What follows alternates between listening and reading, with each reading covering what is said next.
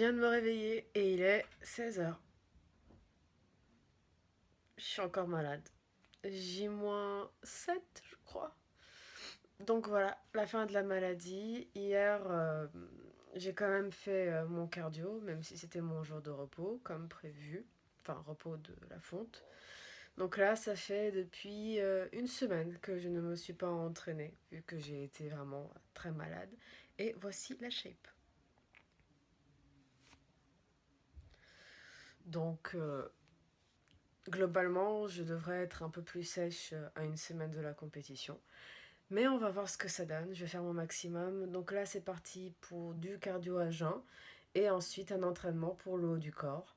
Euh, je suis trop contente de retourner à la salle. Même si je suis encore malade, comme vous pouvez certainement l'entendre. Et que lui, là, il me saoule.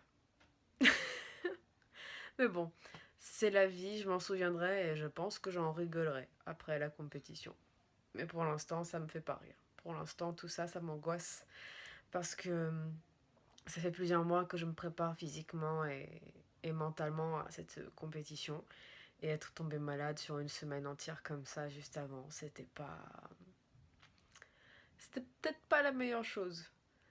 Bon, en tout cas, ça m'a permis de me reposer beaucoup. Je suis à une moyenne de 12 heures de sommeil par nuit, voire un peu plus. Là, j'ai dormi beaucoup plus. J'ai dormi quasiment 16 heures.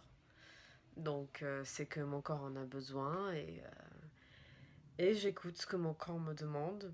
Mais à partir de maintenant, il va falloir qu'il réintègre l'entraînement parce que là, je dois être à peut-être 90% de mes capacités. Donc, c'est le moment de reprendre l'entraînement difficile jusqu'à la compétition qui arrivera donc samedi prochain. Cardio à jeun fait, j'ai l'impression d'être une réfugiée dans ma propre maison. Mon cardio à jeun, je le fais dans mon garage. J'ai la chance d'avoir un vélo elliptique à la maison. Et il fait froid en ce moment, donc faire du vélo quand il fait froid dans son garage, alors qu'on est en fin de maladie, c'est un petit peu risqué, mais j'aime vivre dangereusement. Donc voilà, là j'attaque ce qui va être et mon petit déjeuner et mon pré-entraînement, parce que je dois filer très très vite à la salle de sport pour faire mon entraînement qui dure plus de 2 heures, alors que ma salle le samedi ferme à 20 heures. Ça va être un petit peu serré, mais bon, on va faire avec et j'espère pouvoir vous filmer des petits bouts de mon entraînement. Aujourd'hui, c'est le haut du corps. Donc essentiellement, surtout, dos, épaule, épaule, dos, avec un peu de cardio au milieu. Donc c'est parti, direction la salle de sport. Hein ? KLM. Au final, ce sera pas le haut du corps, ce sera jambes, fessiers. J'ai pas envie. J'ai vraiment pas envie.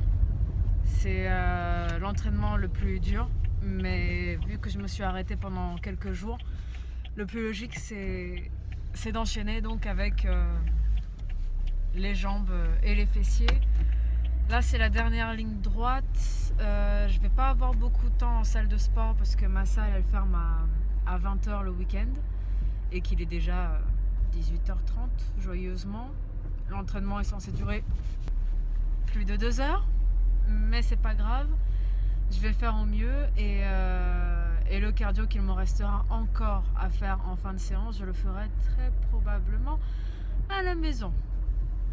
Au KLM, comme dit le monsieur là-bas.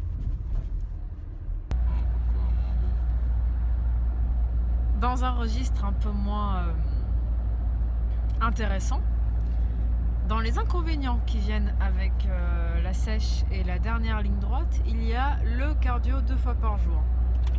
Alors le cardio 2 fois par jour, quand on est en bonne santé, en temps normal, c'est déjà chiant parce qu'il faut se laver les cheveux, parce qu'il faut se changer au moins 2 fois par jour, à pas rester dans les fringues qui puent.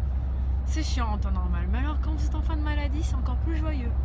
Parce que c'est accompagné, vous savez, de la fièvre, des dernières petites sueurs chaudes, sueurs froides, tout ce qui va avec, c'est le grand bonheur. Donc du coup, heureusement que j'ai un arsenal de fringues de sport, parce que quand on s'entraîne, quand tu t'entraînes 5 à 6 fois par semaine avec du cardio et de la fonte et du cardio par-dessus, le tout dans la même journée, et qu'on arrive à quoi, une douzaine d'entraînements par semaine, on a intérêt à avoir suffisamment de fringues. Donc ça, c'est pour les aspects pratiques qui peuvent intéresser certaines personnes qui seraient dans l'optique de faire de la compétition. J'espère que vous avez assez de fringues. Sinon, vous êtes parti pour faire des lessives 3 fois par semaine. En plus de l'entraînement qui va avec. Donc, dans les petits trucs pas intéressants, qu'est-ce que je pourrais vous dire d'autre? Oui, la sécheresse. La sèche assèche.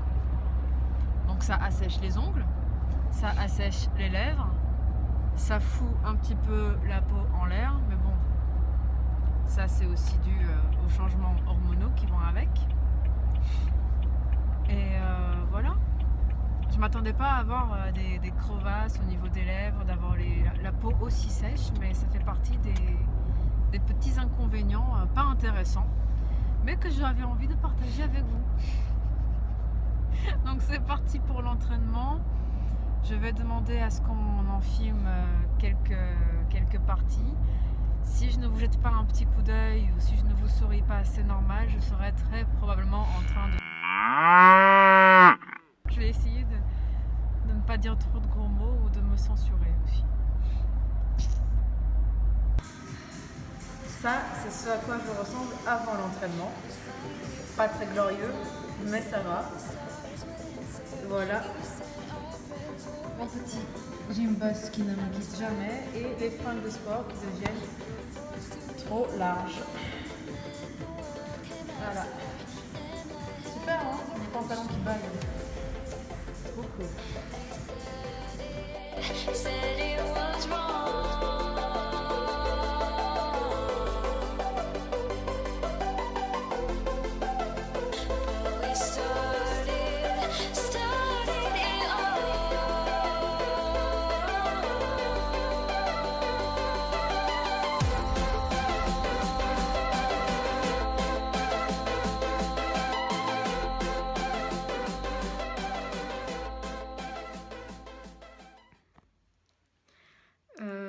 Je suis désolée, j'ai été obligée de couper l'entraînement à la salle de sport. J'ai fait un malaise. J'étais vraiment à 2 doigts de... Pardonnez-moi, c'est pas très ragoûtant. J'étais à 2 doigts de vomir. Les entraînements deviennent extrêmement difficiles.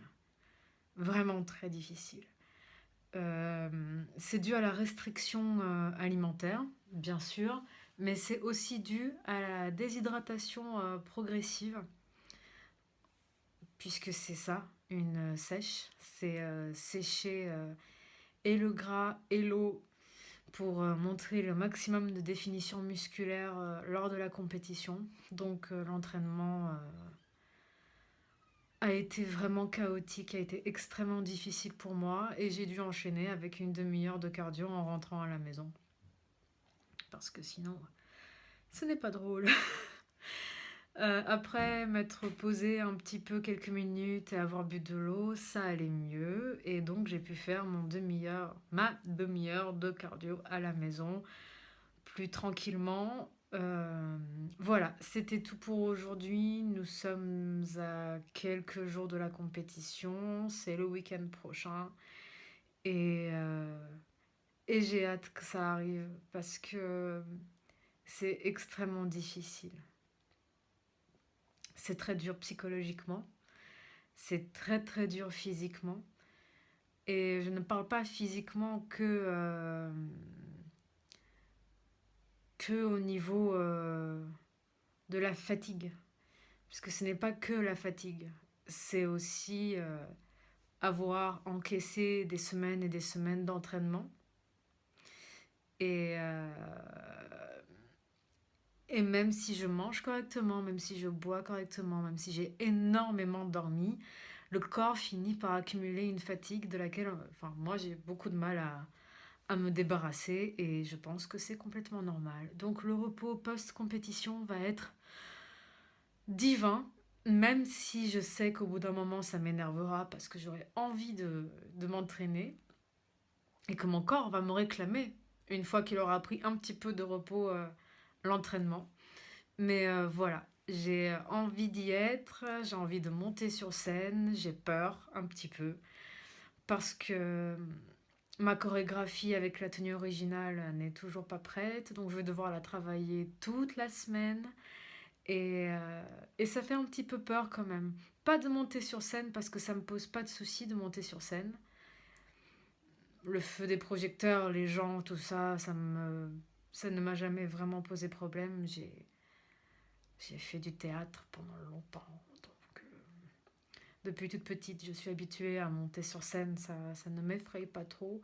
Ce qui me fait peur, c'est de ne pas être à la hauteur de mes propres attentes.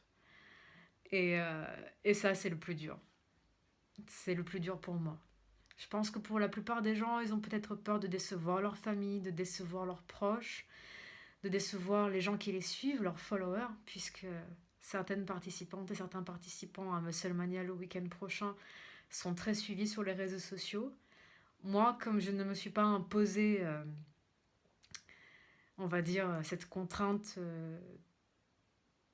d'en parler à, à mes guerrières, aux guerrières qui me suivent, j'ai pas cette pression-là. Ma famille est très compréhensive également, mes proches aussi, donc je sais que peu importe ce qui se passera, ils seront extrêmement fiers de moi. Non, ce qui m'inquiète, c'est moi. C'est les attentes que moi je me suis mis, les... Ouais, c'est mes attentes. Donc voilà, je suis mon pire juge et, euh, et j'espère ne pas me décevoir. Et ce qui sera drôle, c'est quand je ferai le montage de cette vidéo qui arrivera après la compétition, je saurai comment ça s'est passé et ce petit message du passé risque de me faire rigoler. Donc voilà, c'était tout pour aujourd'hui. Merci de m'avoir suivi et je vous dis à la prochaine pour la suite des aventures.